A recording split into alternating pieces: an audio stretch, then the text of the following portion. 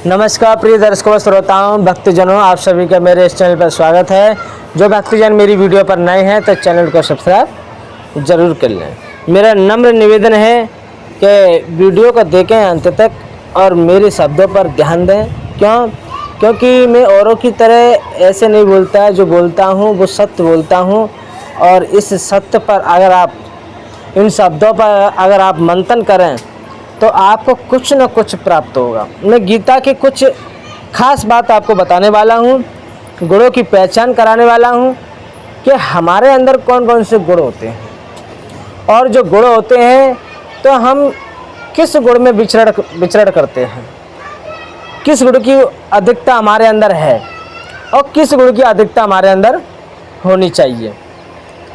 अब गुण तो हमारे अंदर 3 प्रकार के होते हैं, लेकिन बहुत लोगों को कम मालूम है, मालूम भी है कुछ लोगों को, लेकिन वो ये नहीं जान पाते कि हमारे अंदर सबसे ज़्यादा कौन से गुण की अधिकता है। ये तो ये कि क्रिया और भावों के द्वारा ही जाना जा सकता है कि हमारे अंदर सबसे ज़्यादा किस गुण की अधिकता है। तो जो 3 प्रकार के जो गुण होते हैं उनके बारे में आपको बतलाने वाला हूँ, उनकी पहचान कराने वाला हूँ कि आखिर आप कौन से गुणों में सबसे ज़्यादा बरत रहे हैं, कौन सा गुण आपके अंदर विद्यमान है। तो हमारे अंदर कौन सा गुण विद्यमान होना चाहिए, कौन से गुण की अधिकता खास महत्ता होनी चाहिए और कौन से की नहीं होनी चाहिए। तो देखो, गीता में सात्विक यानी कि सत्वगुण, राजस, तामस पदार्थों एवं भाव एवं क्रियाओं कुछ खास पहचानों बताई गई है। वह इस प्रकार है, आप इसे बड़े ध्यान से सुनिएगा। हमारे अंदर 3 प्रकार के गुण होते हैं, सत्वगुण, रजोगुण, तमोगुण। तो देखो, यहाँ पे पहले प्रश्न में बताया है कि जिस भाव या क्रिया का स्वार्थ से संबंध ना हो और जिसमें आसक्ति एवं ममता ना हो, जिसका फल भगवत प्राप्ति हो, उसे सात्विक जानना चाहिए, यानी कि उसके अंदर सत्वगुण की वृद्धि होती है। जिस भाव या क्रिया में किसी भी कर्म को करने के लिए, किसी भी कार्य को करने के लिए उसमें स्वार्थ जो संबंध है वो संबंध सिर्फ परमात्मा का है और किसी का स्वार्थ नहीं है, जिसमें आसक्ति भी नहीं है, ममता भी नहीं है, जिसका फल केवल भगवत प्राप्ति के लिए है, ईश्वर की प्राप्ति के लिए है, उसे सात्विक जानना चाहिए। ठीक है। जो लोग व्रत करते हैं, नियम धर्म से पूजा पाठ करते हैं, भगवान का स्मरण करते हैं, जप करते हैं, तप करते हैं, तो उनका जो फल है वो भगवत प्राप्ति की तरफ है, उसे सात्विक जानना चाहिए। ठीक है, वो होता है सत्वगुण हमारे अंदर। अब देखते हैं रजोगुण के बारे में कि जिस भाव या क्रिया में लोभ, स्वार्थ और आसक्ति का संबंध है, जिसका फल क्षणिक सुख की प्राप्ति एवं अंतिम परिणाम दुख हो, उसे राजस समझना चाहिए। क्या समझना चाहिए? राजस। ये रजोगुण की पहचान है।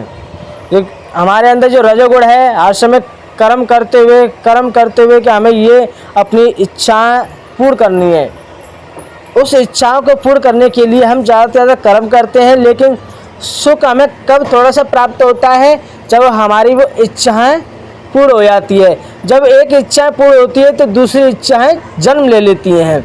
फिर उस इच्छाओं को पूर्ण करने के लिए फिर हम कर्म में जुट जाते हैं। फिर दुख सबसे ज़्यादा हम पाते हैं। सुख कब मिलता है? सुख तो है ही नहीं है, लेकिन हमने अपनी इच्छाओं को सुख मान रखा है।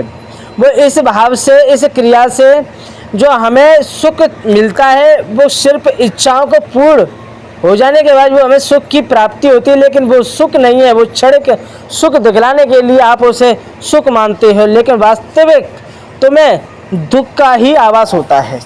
ये रजोगुण की पहचान है।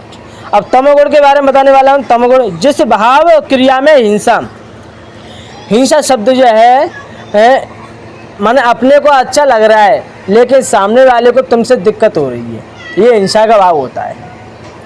तुम गाली गलौज करते हो, किसी को परेशान करते हो, सताते हो, अपने से मतलब है कि हम अपने बारे में खुश रहें, लेकिन सामने वाले को दुख मिल रहा है तुम्हारे द्वारा। पर हित सरे से धर्म नहीं, पर पीड़ा सब नहीं आत्माई। जो दूसरों को कष्ट पहुंचता है हमारे द्वारा, या वाणी द्वारा, या मन द्वारा, या कर्म द्वारा, वह हिंसा कहलाती है। हिंसा ये शब्द है। मोह, मोह माने अज्ञान। जो हमारे अंदर अज्ञान है जिस चीज़ के बारे में हमें नॉलेज नहीं है, लेकिन हम अपने अहंकार बस उस चीज़ को हम अच्छा मान रहे हैं। ये मोह है, यह अंधकार है, प्रमाद है, जिसका फल दुख एवं अज्ञान हो, उसे तामस समझना चाहिए। तो ये गुण जो है, तमोगुण जो है, तमोगुण सबसे ज़्यादा बेकार है। लोगों के अंदर, जिस व्यक्ति के अंदर अगर ये तमोगुण आ गया, समझ लो सबसे ज़्यादा गरीबी का, दुख का कारण है तमोगुण। और जिसके अंदर रजोगुण और सत्वगुण है, वो सांसारिक सुखों को प्राप्त कर सकता है।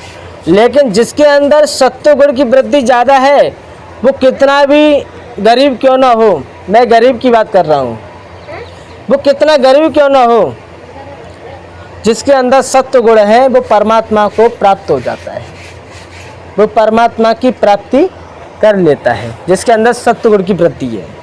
और जिसके अंदर सबसे ज़्यादा लोभ बसा हुआ है, स्वार्थ बसा हुआ है, आसक्ति है उसके अंदर, तो वो सांसारिक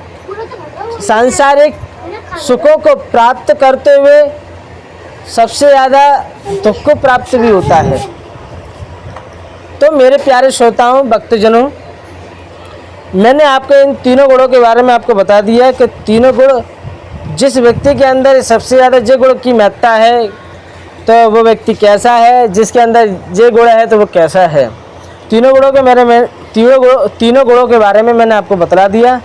अब आपको चुनना है कि सबसे ज़्यादा गुण आपको कौन सा अच्छा लगा। सत्वगुण अच्छा लगा तो अपने अंदर सत्वगुण किस तरीके से हमें लाना है, वो रामायण में बताया गया है, गीता में भी बताया गया है कि सत्वगुण क्या है। सत्वगुण की वृद्धियों के बारे में आपको पता चल जाएगी भागवत में कि सत्वगुण की वृद्धियाँ क्या हैं। जिसने इस सत्वगुण को अपना लिया अपने अंदर, वो संसार के सुखों को नहीं, वो आनंद स्वरूप को प्राप्त कर लेगा। और जिसने आनंद स्वरूप को प्राप्त कर लिया, उसे किसी चीज़ की आवश्यकता नहीं है, वो आत्म स्वरूप को प्राप्त कर लेगा। और जिसने आत्म स्वरूप प्राप्त कर लिया, वो तो फिर भगवत स्वरूप हो जाएगा। और भगवत स्वरूप हो जाने के बाद फिर उसका जन्म और मरण की क्रिया खत्म हो जाएंगी। न उसका जन्म होगा और ना ही उसे मरण होगा, ना ही उसे सुख होगा और ना ही उसे दुख होगा। यानी कि वो एकदम सुख और दुख और जन्म और मरण से परे हो जाएगा।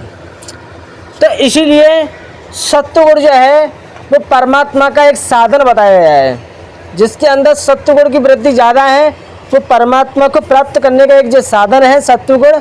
रजोगुण जो है वो सांसारिक सुखों को प्राप्त करने का साधन है। और जो तमोगुण जो है वो नरक की प्राप्ति को जाएगा, वो नरक की प्राप्ति करेगा तमोगुण। अब तुम्हें क्या अच्छा लगता है? तमोगुण अच्छा लगता है, रजोगुण अच्छा लगता है, सत्वगुण अच्छा लगता है, ये मैंने आपको बता दिया। तो मेरे प्यारे श्रोताओं, भक्तजनों, आप लोगों को हमारी वीडियो कैसी लगी कमेंट बॉक्स में बताइए।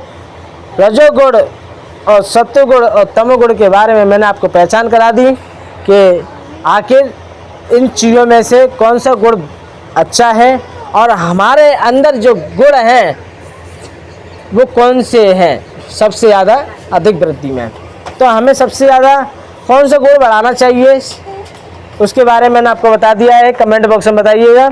जो कुछ अगर आपको गलत लगा हो कमेंट बॉक्स में बताइए। जय श्री कृष्ण।